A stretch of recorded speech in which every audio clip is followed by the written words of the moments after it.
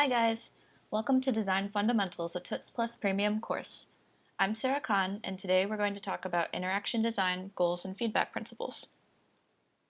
Here's the agenda for what we're going to cover: defining a successful website visit, navigation patterns, and giving good feedback, and then we'll have an assignment. Defining a successful website visit. How do you decide what a successful visit to your website is? Well, most websites fall into one of two categories. Either you're trying to sell something directly, or you're trying to get users to get interested in something. You may be trying to get their information via signing up for a newsletter or a social media channel, or you may be trying to get them to contact you with business inquiries. In either case, whether that magic action is signing up for something or purchasing something, that action is known as a conversion. The conversion is the king of the e-commerce world. So, how do you design for conversions? The internet has been around for almost 20 years now. During that time, while websites have changed a lot, they've also started to establish certain patterns and conventions.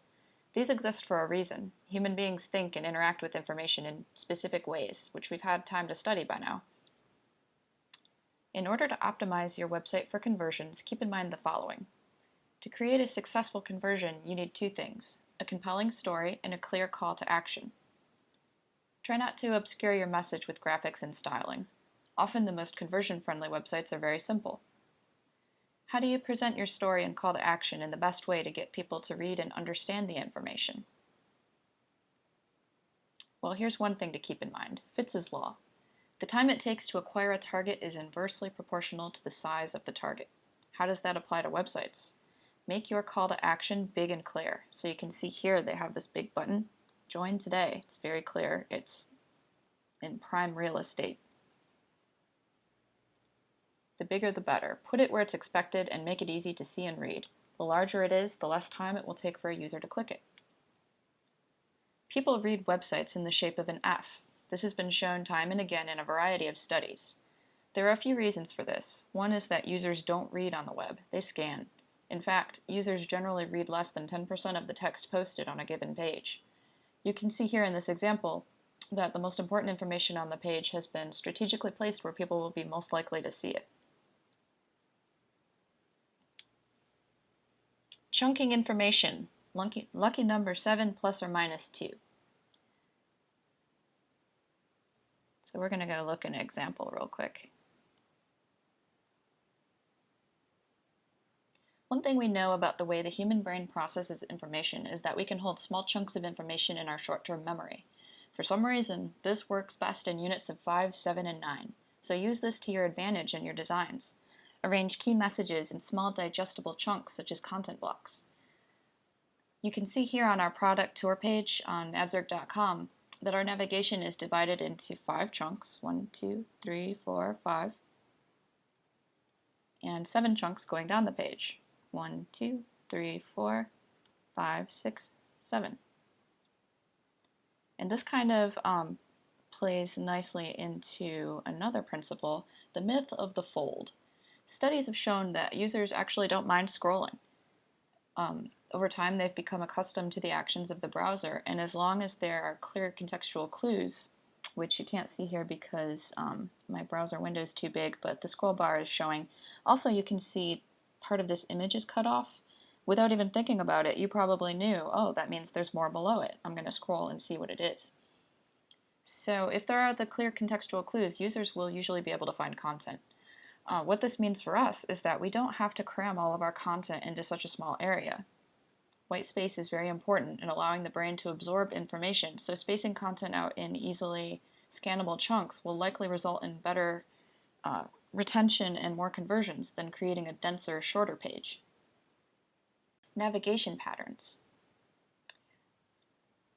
Often you have more information than can be conveyed on just one landing page. This is why it's important to design a clean and consistent navigation.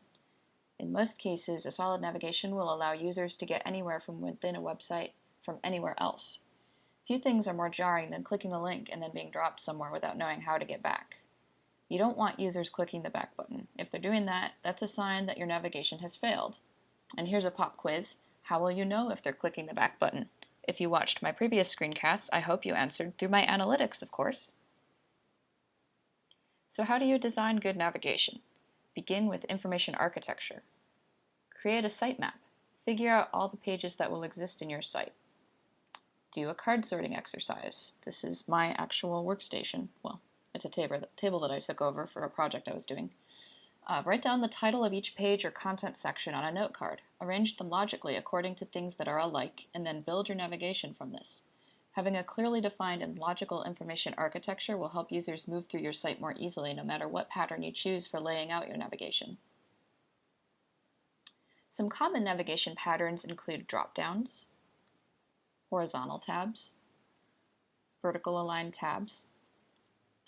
And for some more in-depth ideas about designing navigation in creative ways, you can check out this showcase on Smashing Magazine. They do a good job of showing a lot of different ideas and pointing out strengths and weaknesses, so you could check that out later. And the next principle is giving good feedback. In addition to providing a clear and consistent navigation, it's important to give good feedback to your users. What I mean by this is make sure that the web page tells them what's going on. If they've clicked a button, make sure that it does what it says it does. If they've filled out a form, provide clear and accurate error messages, success messages, and instructional hints if necessary. So you can see here they have informational messaging, success messaging, and error messaging on this MailChimp form. And you can't do wrong emulating MailChimp. They do really well with their UX team.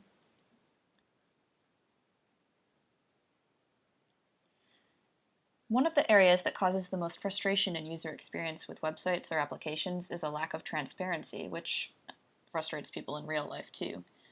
People are usually willing to be patient if they know what's going on. So some other areas that you can include feedback includes loading graphics. If you can't avoid some slowness, at least communicate to the users why it's happening. The most important tip I can give you for giving good user feedback is to always think what's going to happen next. Think of web pages as a series of stops in a progression, not as pretty layouts that stand alone. So, let's go to the assignment. Go to webcream.com, which is a really good showcase of top designs and a great source of inspiration, and also just to learn what other people are doing. Pick a website to analyze. Go to the site and see if you can identify the following elements or the lack thereof. A call to action. What are you as the user expected to do here? Clear navigation. Can you figure out how to get around this site? Why or why not? Spend some time thinking about it. When things change, what does does the page tell you when things are changing? Are there sign-up notifications, email form notifications, and so on? So spend some time thinking about that, and then you can apply what you learned to your own sites. This is the last session in session 3. Next time, in session 4, we're going to cover the design process. This is Sarah Khan, and from all of us here at Tuts Plus, thanks for listening.